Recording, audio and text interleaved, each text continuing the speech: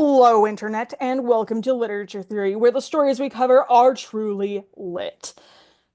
Okay, well, I think the 2010s called and they want their overdramatic intro back. But I got your attention, right? Um, Hi, you can call me M, and this video is a part of the Walt Whitman Video Series, made by students, for students, and everyone else. We are based in Cal Poly Slow's English department, and I absolutely love, love, love literature, especially analyzing and theorizing about it. Before we get into the meat of the analysis, I have a disclaimer. I don't own anything, especially related to the game, film, food style theorist family. This is a parody of sorts. Furthermore, I don't own anything from the Whitman archive. And another disclaimer, I am not a professional editor. And this is a one-take wonder by recording my screen and voice in Google Slides. The only images that belong to me are the mini-me's I drew in Adobe Fresco.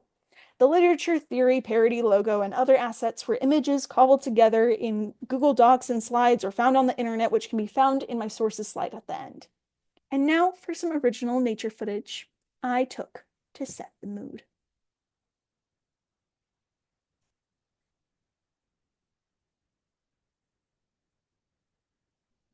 I think the mood's been properly set, whatever. But what we're going to be talking about today is Westward Movement and American Spirit in Leaf and A Promise to California, both poems by one Walt Whitman, an analysis by me. In this presentation, I want to argue that Whitman's attitude in this poem toward westward expansion in the United States shifted from a more intrinsic deontological desire to journey there to a more goal-oriented teleological mindset of what he could do in the West upon reaching his destination. Whitman also demonstrates a slight sense of distress in his original manuscript for establishing such a deontological perspective, as exemplified by the physical qualities of the paper he used. Now, I just said some big unfamiliar words, likely to a lot of people, so here are some definitions from the Oxford English Dictionary. Deontology is the science of study, that branch of knowledge which deals with moral obligations, ethics. Basically, it's more intrinsic, doing stuff for its own sake, not for a defined goal. And then you have teleology, the presence of purposiveness, design, or final causality in nature, the fact of being directed towards a goal. Basically, it's like going goal after goal after goal. And why on earth am I talking about this today? Well, other than it being my submission to the Walt Whitman Video Series, in A Promise to California, Whitman so profoundly describes the internal human drive to journey into the unknown, be it westward or otherwise. It's important to remember to appreciate not just the destination, but also the journey of discovery that it took to get there. And for clarity's sake, just for what we're talking about, here's the original 1857 to 1859 manuscript of what would eventually become A Promise to California. And because this is a little bit tricky to read, we're gonna go in depth with the analysis today. All highlighted in purple, and I know it's a lot, but we're gonna get through it. We've got the cataloging variants here at the top, capitalization with these states, changing of the title, punctuation all scattered throughout. There's action variants here in the middle, wear and tear all over this manuscript. And because I am not infallible, I've got a counter argument and a question to the class. I don't know everything, and I'd love to know your thoughts. And just so we can see everything a little bit more clearly, here are the poems written out in digital format. In the description box down below, there will be a link to me reading the poems aloud, should you wish to hear them. Here on the left, we have the 1857 to 1859 original entitled Leaf, that's the pink manuscript, and then the final published version kind of deathbed for Whitman, A Promise to California. And brace yourselves, folks. We're going to see a bit of chaos. We've got a lot of color here. And to explain what's going on, the yellow highlighting is the same phrasing across both versions. Red highlighting is a minor variance within the yellow highlighting. Green highlighting is what is different across both versions. And the strike-throughs throughout the words just really here in Leaf's title. Those are the crossed out words. And you can see that handy dandy key throughout this presentation, just in case. And just by highlighting what's different, mostly at the end of each line, right here, you can see green, green, green, green, green, green. We can see that Whitman was struggling to determine his stance on westward expansion throughout this poem. Because he's got the first ideas going throughout yellow to yellow, yellow to yellow, just not the end of the line. And get a bit more confusing here with the cataloging. In Leaf, we have Indiana, Nebraska, Kansas, Iowa, Minnesota, and others.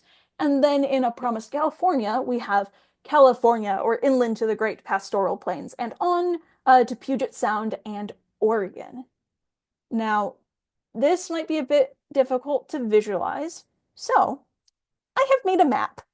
I'm not going to go all United States, Canada, Mexico, Panama, Baton Rouge, Louisiana, Indianapolis, Indiana on you all, because if I tried to sing, I'd probably cause an avalanche. But here we have the cyan representing the 1857-1859 catalog, and the orange represents the 1891 cataloging. And let's put on our thinking caps here. In Leaf, the 1857-1859 version of the poem, Whitman's focus stays clustered truly inland, or Midwest, I suppose, and doesn't journey to the West Coast specifically, exemplifying the importance on the journey itself after the Eastern sojourn. In the 1891 A Promise to California, however, the Great Pastoral Plains, or Great Plains here, simplify the inland state traversal part of heading west and catalog 3 West Coast locations, California, Oregon, and Puget Sound. And that last one is very specific since it's on an actual coast of the West Coast. Whitman's ultimate goal is for the sake of the American spirit, or as C.D. Albin puts it, is teaching his fellow citizens about the vigorous camaraderie necessary for American democracy. And another thing that's important to note, also somewhat connected to the cataloging of the states, is these states. In Leaf, there is a greater emphasis placed on the states, first in the catalog, and now here with the capitalization of the T in these. He's focused on taking in and experiencing the journey westward, not the destination.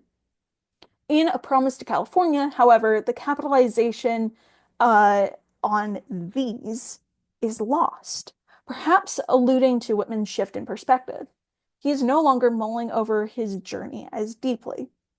And we can see this shift from more intrinsic values to goal-oriented in the title.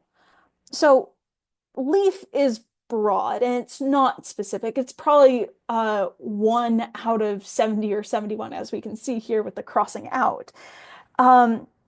He wasn't too concerned about an end goal of westward movement.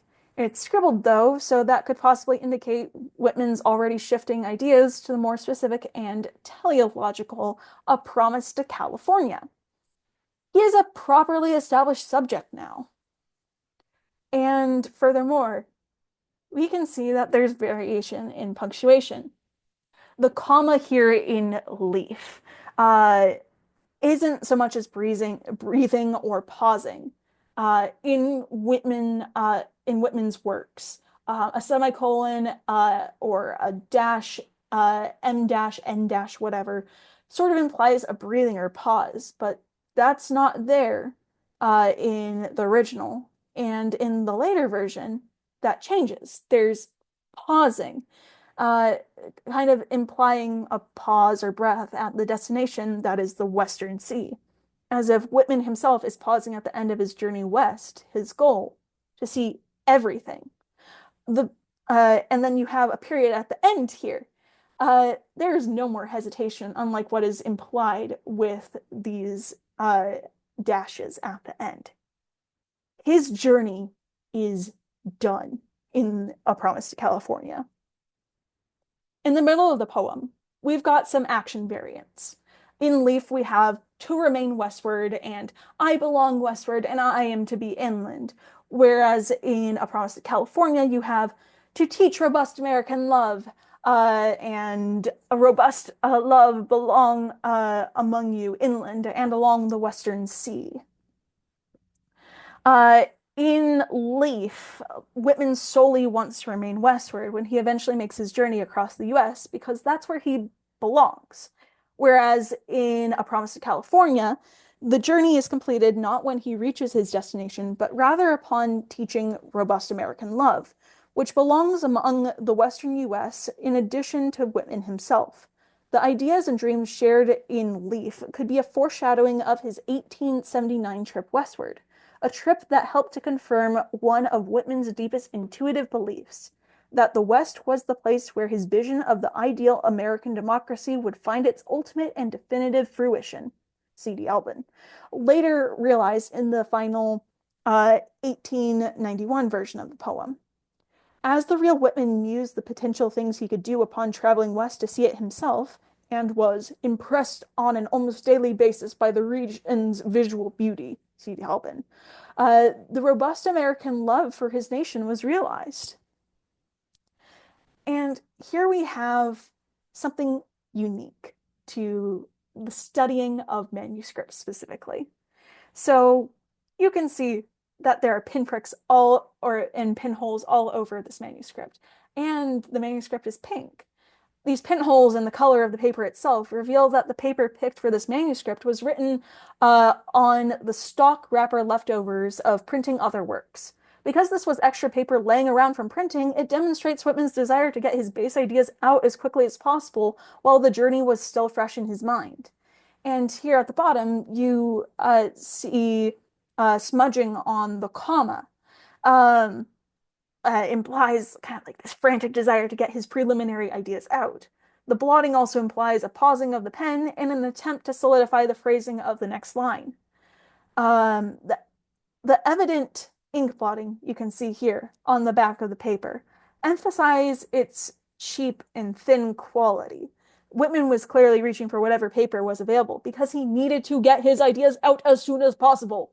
However, the blotting on the title and the for and for I know and these from these states emphasize his hesitation in penning a title, how much he knows for certain, and how much importance to place on the states listed in the first line.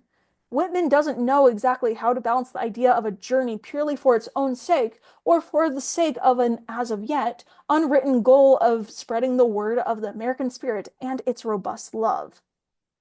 According to the Whitman Archive description of Whitman's own copy of Leaves of Grass, it was not uncommon for him to write scribbled notes on pink paper, with handwritten notes and the original pink paper covers of the 1855 edition of Leaves of Grass.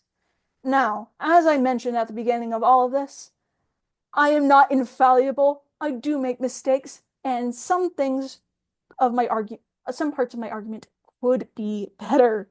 I am aware that the wear and tear aspect may undermine my argument, considering my information regarding the origin of the pink paper is flimsy at best, much like the paper itself. The information on the Whitman Archive pertaining to the 1857-1859 manuscript merely says, on one leaf of pink paper, 22 by 13 centimeters, in black ink with revisions in the same ink. Pinholes mostly in center. So I researched around the archive for other instances of pink paper being used by Whitman for quick notes, but I could find nothing concrete about the origins of the pink paper for this manuscript. I made an educated guess and concluded a possible reasoning for Whitman's use of pinholed pink paper. And now, a question to the class. Feel free to get in the comments. A Promise to California was eventually published in Whitman's Calamus Cluster, a collection known for its adhesive, men loving or admiring men, comradeship, nature. Why do you think this poem about westward expansion and the American spirit was included in this collection? What hints of adhesiveness or comradeship do you notice in the original manuscript or final published version, if any? And here are my sources for everything I discussed today. But that's just a theory, a literature theory. Thanks for watching.